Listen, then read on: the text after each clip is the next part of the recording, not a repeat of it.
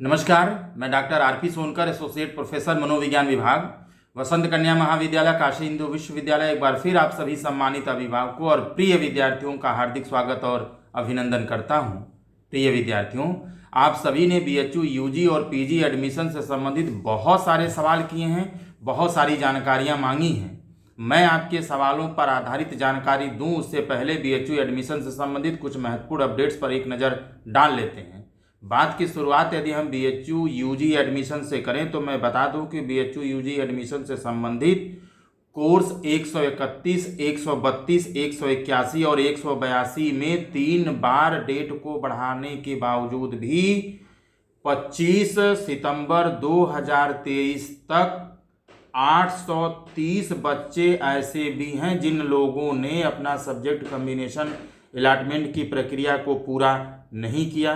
प्रिय विद्यार्थियों, इस 4 अलग अलग कोर्सेज में यानी BA arts, BA social science, BSc maths group and BSc bio group में ऐसे कुल 830 बच्चों की एक पेंडिंग लिस्ट बीएचयू के ऑफिशियल वेबसाइट पर जारी किया गया है, जो कुल 13 पेज का है। निश्चित रूप से मैं आपसे एक बार पुनः विनम्र निवेदन करता हूं कि आप इस लिस्ट को देख लीजिए और जल्दी से जल्दी सब्जेक्ट कॉम्बिनेशन अलॉटमेंट की प्रक्रिया को आप पूरा कीजिए।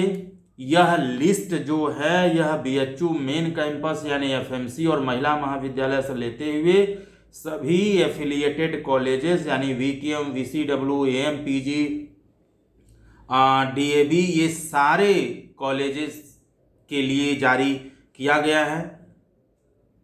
प्रिय विद्यार्थियों, अब ये जो लिस्ट बीएचयू के तरफ से, जो पेंडिंग लिस्ट बीएचयू के तरफ से जारी किया गया है 830 बच्चों का, आप सभी को बाहर किया जाएगा क्योंकि लास्ट डेट कल यानी 25 सितंबर 2023 शाम 5 बजे तक बीत चुका है। जबकि आपसे कई बार निवेदन किया गया और 2-2, 3-3 बार डेट को बढ़ाया गया। आप जानते हैं कि एडमिशन की प्रक्रिया में यूं ही बहुत देरी हो चुकी है। आप इतने रिक्वेस्ट के बाद भी अपने सब्जेक्ट कॉम्बिनेशन अलॉटमेंट की प्रक्रिया को पूरा नहीं कर रहे हैं, तो अब आपको विश्वविद्यालय के द्वारा बाहर किया जाएगा या पुनः आपको एक मौका मिलेगा विश्वविद्यालय की तरफ से। अभी इस पर आधारित या इससे संबंधित कोई भी नोटिफिकेशन विश्वविद्यालय की तरफ से जारी नहीं किया गया है। मुझे लगता है कि आपकी इतनी गलतियों के बावजूद भी, बार बार रिक्वेस्ट भेजने के बावजूद भी, सब्जेक्ट कॉम्बिनेशन अलॉटमेंट की प्रक्रिया पूरा न करने के बावजूद भी विश्वविद्यालय आपके प्रति कहीं न कहीं नरमी बरतेगा, आपके हित में ही फैसला लेगा। इसके बावजूद भी मैं आपसे विनम्र निवेदन करता हूं कि आप इस प्रक्रिया को पूरा करें, क्योंकि बीएचयू आपको दो रिमाइंडर और भेजेगा।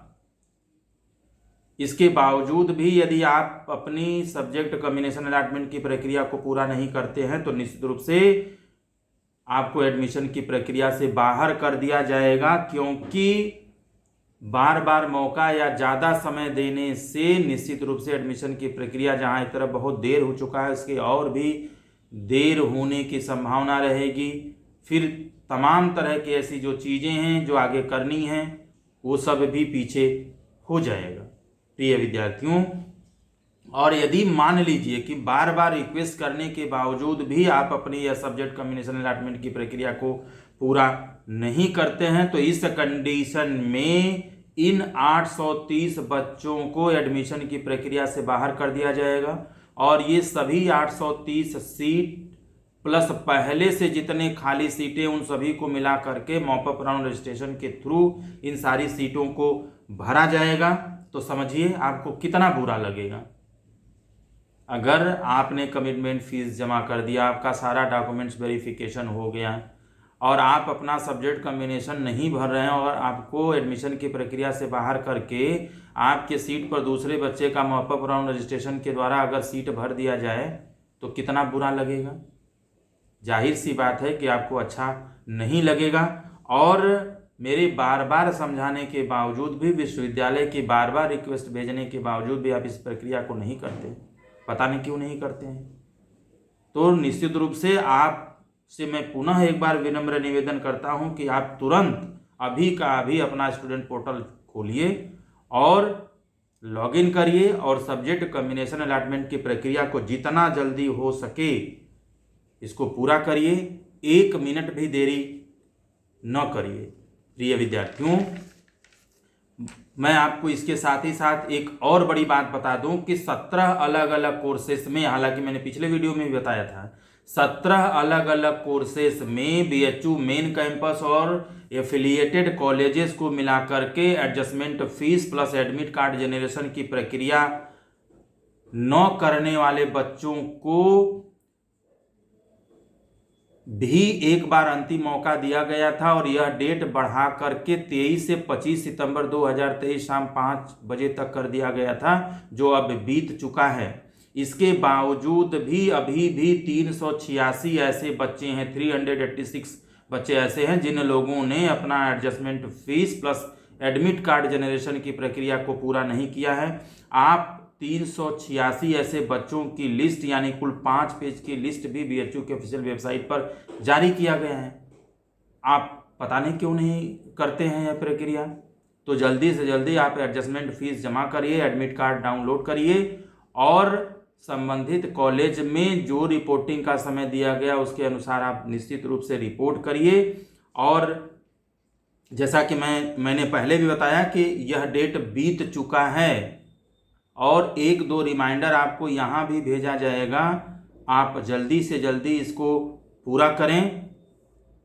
और मैं कुछ पीजी एडमिशन से संबंधित महत्वपूर्ण अपडेट्स की बात करूं तो मैं आपको बता दूं कि लगभग सभी सब्जेक्ट्स में, सभी विषयों में कैंपस प्लस एफिलिएटेड कॉलेजेस में जो सीटें हैं वो फुल हो चुकी हैं।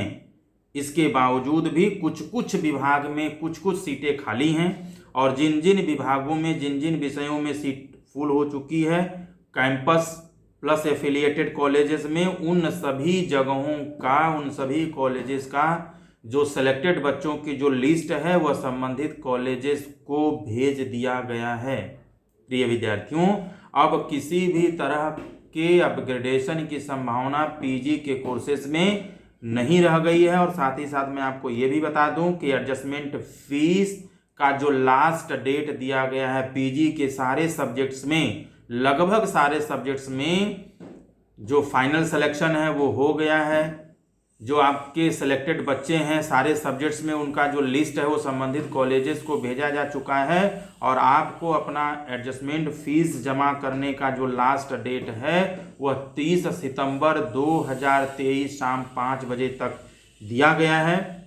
निश्चित रूप से आप अपना एडजस्टमेंट फीस, जिसको कई नामों से जाना जाता है, आप रिमेनिंग फीस कह लीजिए, एडजस्टमेंट फीस कह लीजिए, बैलेंस फी कह लीजिए, ये जो भी कहिए, इसको आप जमा करिए। और जमा करने के बाद आप एडमिट कार्ड आपको जनरेट कर दिया जाएगा, आप उसको डाउनलोड कर लीजिए और उस पर लिखे गए डेट और टाइम के हिसाब से और रिक्वायर्ड डॉक्यूमेंट्स के हिसाब से संबंधित कॉलेज में आप रिपोर्ट करेंगे।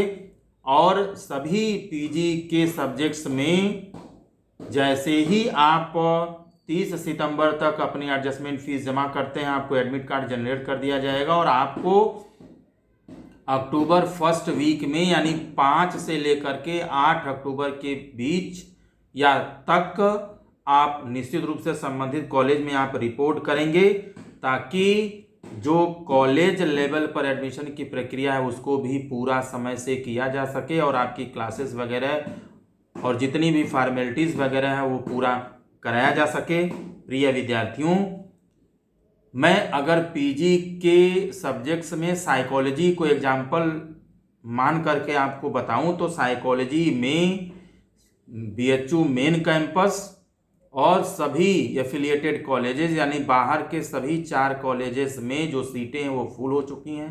बीएचयू मेन कैंपस के साथ साथ सभी 4 एफिलिएटेड कॉलेजेस में सिलेक्टेड बच्चों की लिस्ट भेजी जा चुकी है और आपको 30 सितंबर 2023 शाम 5 बजे तक अपनी एडजस्टमेंट फीस जमा करने का अंतिम मौका दिया गया है। और साइकोलॉजी में सभी बच्चों को 5 अक्टूबर को रिपोर्टिंग करने का समय दिया गया है, जैसे कि अन्य विषयों में दिया गया है। तो आप इसके हिसाब से अपने सारे डॉक्यूमेंट्स के साथ संबंधित कॉलेज में आप रिपोर्ट करेंगे।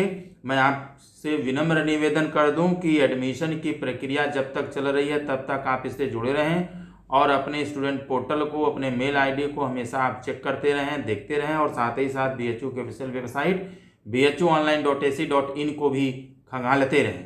प्रिय विद्यार्थियों, अब हम लोग शुरू करते हैं सवालों का सिलसिला। और मैं आपको बता दूं कि आपके द्वारा बहुत सारे सवाल पूछा गया था, बहुत सारी जानकारियां मांगी गई थी। आपके द्वारा पूछे गए बहुत सारे सवालों में से मात्र हमने 14 सवालों का चयन किया है जो ज़्यादातर विद्यार्थियों के द्वारा पूछा गया है।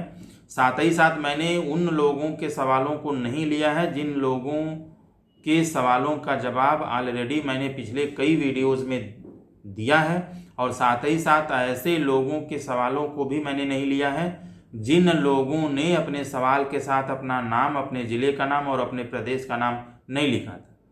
कृपया यदि आप चाहते हैं कि आपका सवाल मैं लूं तो आप अपने सवाल के साथ अपना नाम, अपने ज़िले का नाम और अपने प्रदेश का नाम अवश्य लिखें। सवाल लेते हैं पहला, और पहला सवाल आया है अभिषेक कर्माकर जी की तरफ से। ये भोपाल मध्य प्रदेश से जानना चाहते हैं कि सर एडमिशन लेटर मुझे मिल गया है, 5 अक्टूबर को रिपोर्टिंग करना है, हॉस्टल कब मिलेगा।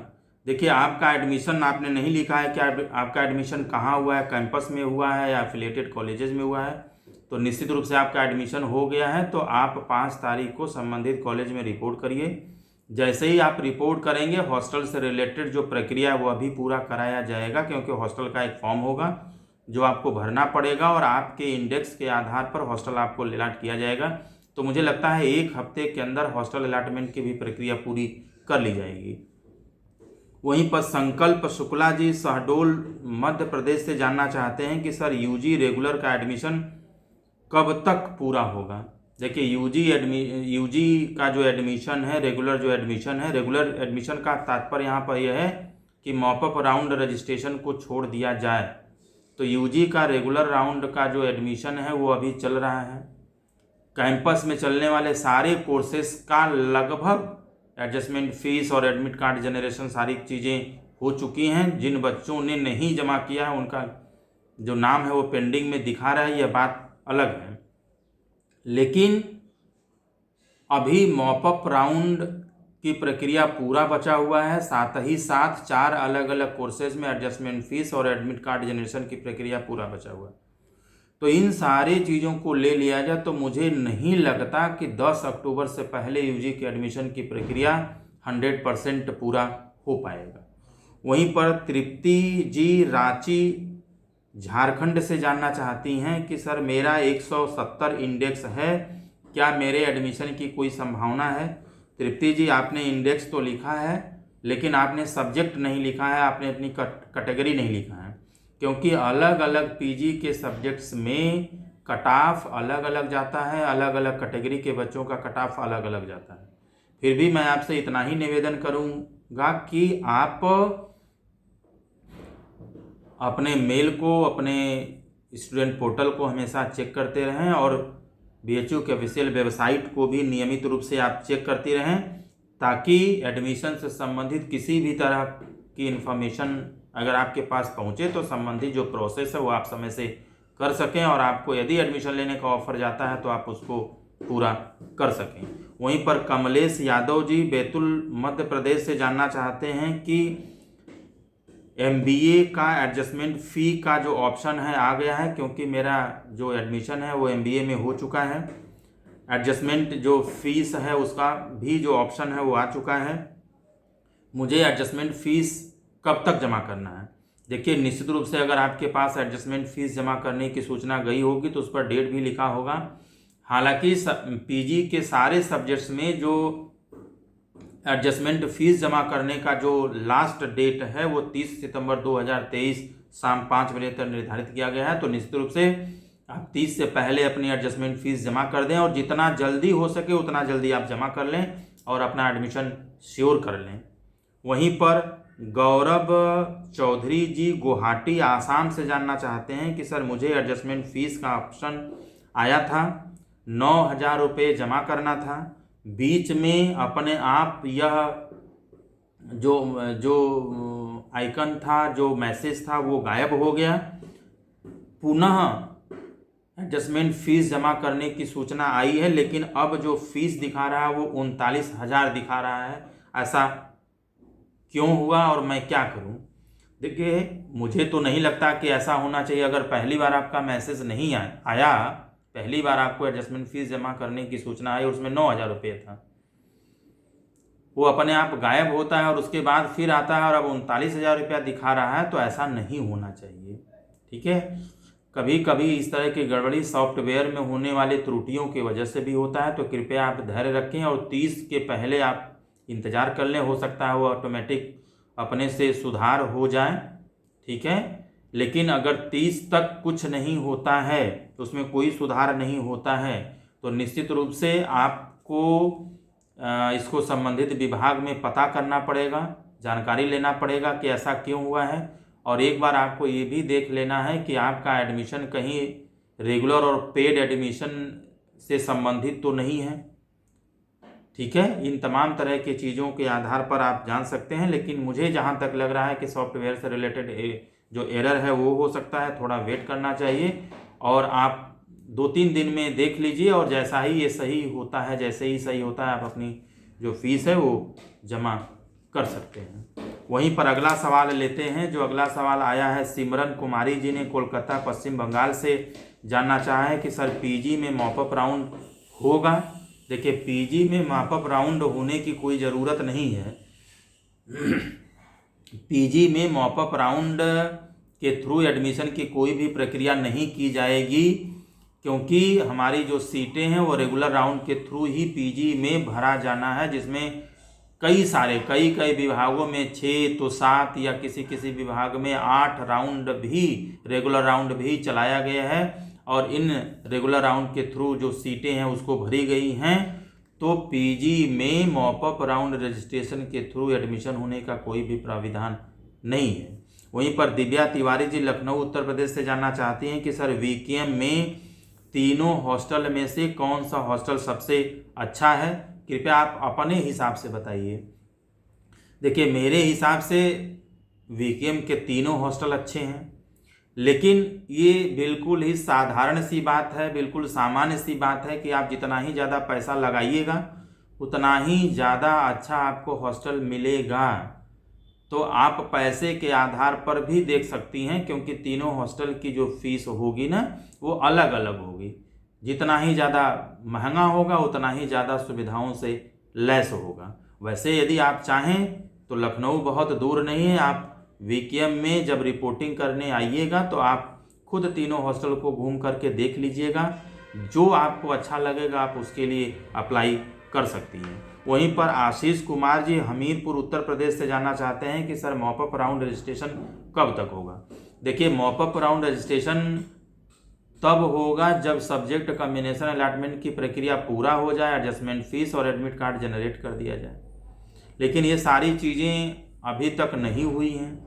अभी सब्जेक्ट कॉम्बिनेशन में ही बहुत सारे बच्चों ने नहीं भरा, उनका पेंडिंग शो कर रहा है कि अगर ये सब भरते हैं उसके बाद एडजस्टमेंट फीस और एडमिट कार्ड जनरेशन की प्रक्रिया शुरू होगी। तो यही सब करते करते मुझे लग रहा है 30 सितंबर आ जाएगा। तो मॉपअप राउंड रजिस्ट्रेशन की प्रक्रिया पूरा होने में अक्टूबर फर्स्ट वीक तक का समय लग सकता है, अधिकतम फर्स्ट वीक अक्टूबर का समय लग सकता है। लेकिन 30 सितंबर तक हो सकता है मॉपअप राउंड रजिस्ट्रेशन से संबंधित कोई नोटिफिकेशन जारी कर दिया जाए।